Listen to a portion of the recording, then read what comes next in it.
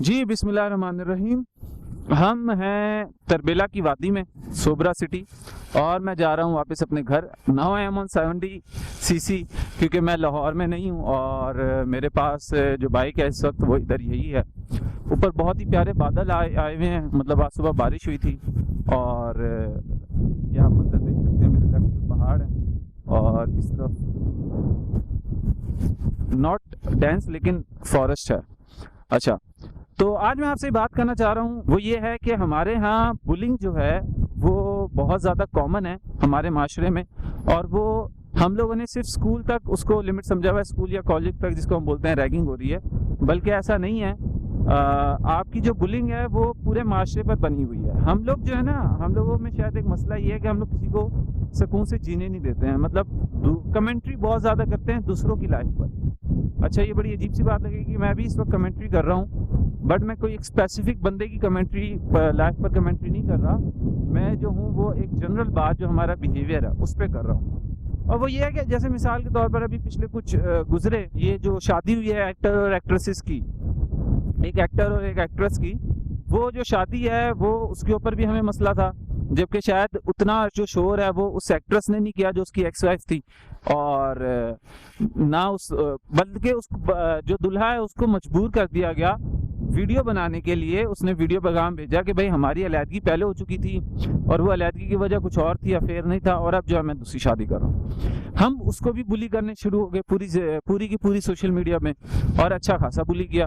अच्छा, वो सही है या गलत, मैं इस चीज़ पे नहीं जा रहा। मैं इस चीज़ पे जा रहा हूँ कि आपको क्या पड़ी है किसी की प्राइवेट लाइफ के ऊपर या पर्सनल लाइफ के ऊपर इतनी ज़्यादा कमेंट्री और मेम्स और इतनी ज़्यादा जो है वो करने की बातचीत।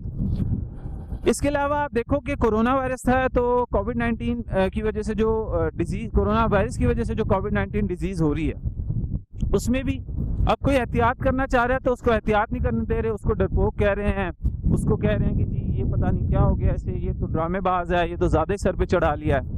ठीक है यार, हर किसी में हक सच वाली बात नहीं कि एक ही सही रास्ता है, बहुत से सही रास्ते हो सकते हैं। उसको जिस तरह से तसल्ली फील हो रही है, मैं ये नहीं कह रहा कि वो क्रॉनिक कोई ऐसा बिहेवियर शो कर रहा है कि वो बहुत ज़्यादा ही ऑब्सेसिव हो गया। अगर वो जनरल एहतियातें कर रहा है तो करने दो उसको। आप छेड़खानी कर रहे हो, उसको आप तंग कर रहे हो, बार बार उसकी बातें बना रहे हो, तंज कर रहे हो। हमने ये बिहेवियर अपने फैमिली में, अपने दोस्तों में, अपने कुलीग्स में देखा। मतलब लॉकडाउन से पहले ऑफिस जिनके खुले थे वो मुझे बता रहे थे मेरे दोस्त के उनके कुलीग्स जो हैं वो जान जान के उसको हाथ लगा रहे हैं, जान जान के उसके करीब आके जो छींकने की एक्टिंग कर रहे हैं या इस तरह का कुछ कर रहे हैं। तो वैसे मंजर देखो यार कितना ज़बरदस्त। तो वो ऐसी हरकतें हम लोग करते रहते हैं और हमें इससे कोई सोच ही नहीं आती कि भाई हम गलत कर रहे हैं, सही कर रहे हैं। बस हमें दूसरे के काम में जो है वो टांग अड़ानी है। हमारी नाक इतनी लंबी है कि वो खुद ब खुद दूसरे के काम में जो है वो अड़ जाती है। अच्छा, अब जहाँ तक बात ये है कि ये जो बिहेवियर है, हम समझते हैं कि ये मजाक है। हम जनरली जो है ना, खास तौर पे मैंने इसको पंजाब में ऑब्जर्व किया, समझते हैं ये मजाक है।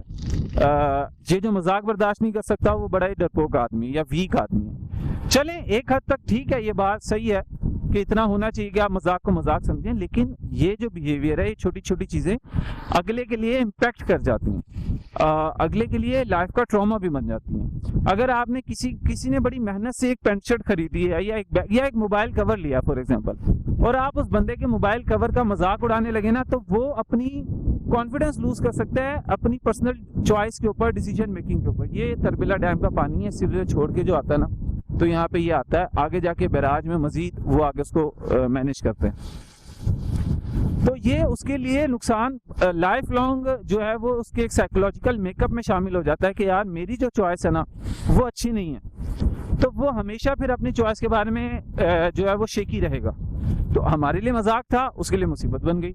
इसी तरह हम लोगों ने किसी के चलने के अंदाज के ऊपर कमेंट कर दिया, तो वो हमेशा उसकी पर्सनैलिटी के अंदर बहुत ज़्यादा इफेक्ट पड़ सकता है कि वो अपनी पर्सनैलिटी बेचारा खो बैठे, अपना कॉन्फिडेंस बेचारा जो है वो खो दे, और जो है वो आगे अपनी जो ज़िंदगी में शायद उसको जहाँ पे कॉन्फिडेंस होने की ज़रूरत थी वहाँ पे ना हो सके। या लोग जो हैं वो लोगों की बीवियों पे कमेंट करते हैं। मिसाल के तौर पे जब मूरू की शादी हुई, तैमूर सलाहुद्दीन जो व्लॉगर है, तो लोगों ने उसकी बीवी के ऊपर कमेंट करना शुरू कर दिया, ये तो काली है, ये तो ऐसी है, ये तो वैसी है, ये तो सांवली है, ये तो फंस गया बेचारा, ये तो ये हो गया। लोग किसी की मतलब अब इससे ज़्यादा क्या हम लोग डिग्रेड होंगे अपने सोशल कमेंट्री के अंदर कि हम लोग यहाँ तक जो है वो लोगों की ज़िंदगी में तंग करते हैं।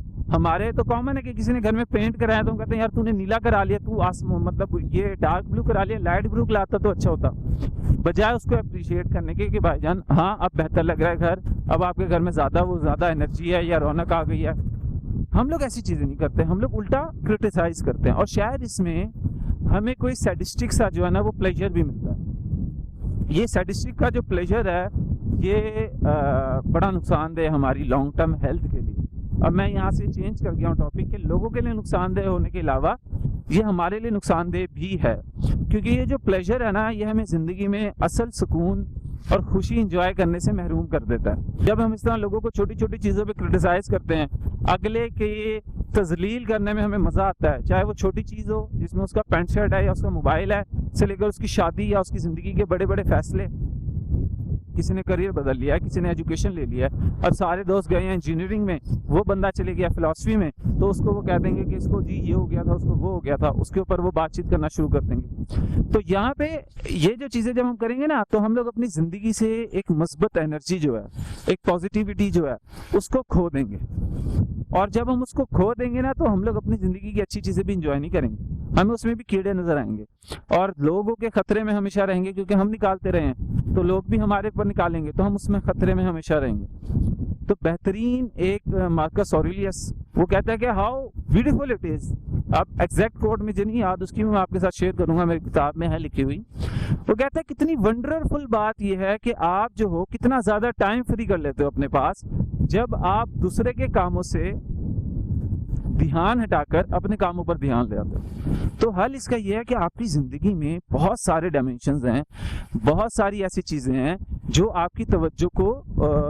का इंतजार कर रही हैं, जो आपके ख्यालात की मुंतजिर हैं और वो आपकी तवज्जो के लिए बैठी हुई हैं। अगर आप बाकियों की जिंदगी से तवज्जो हटाकर वही तवज्जो अपनी जिंदगी पर दे दें तो आपकी जिंदगी की जो क्वालिटी है और आपकी जिंदगी की जो मीनिंगफुलनेस है वो भी बढ़ जाएगा, मीनिंगफुल आपकी जिंदगी हो जाएगी और आप ये छोटी छोटी चीजों को अप्रिशिएट कर सकेंगे। आप ये बाइक राइड्स को, ये वॉक्स को, ये नेचर को, अपने साथ गुजारे हुए टाइम को, अब आपकी सेल्फ जो आपका इमेज है ना अपने आप में वो बेहतर हो जाएगी।